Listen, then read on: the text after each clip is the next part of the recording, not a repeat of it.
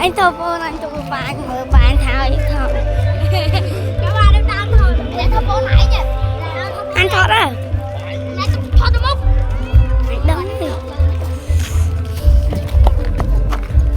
mày bro vẽ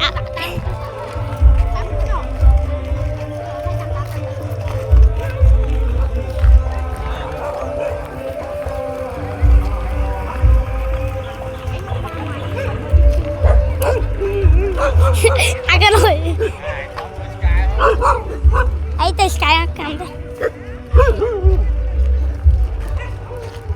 I'm up there. Sorry.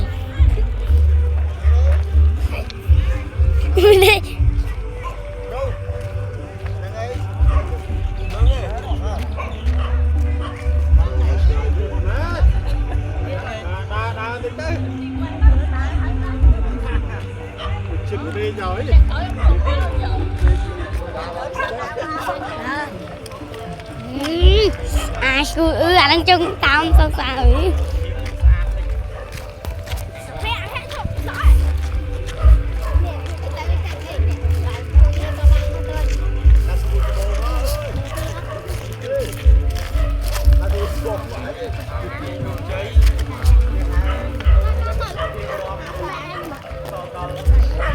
ôi tình lừa nè anh ơi ngoài mặt này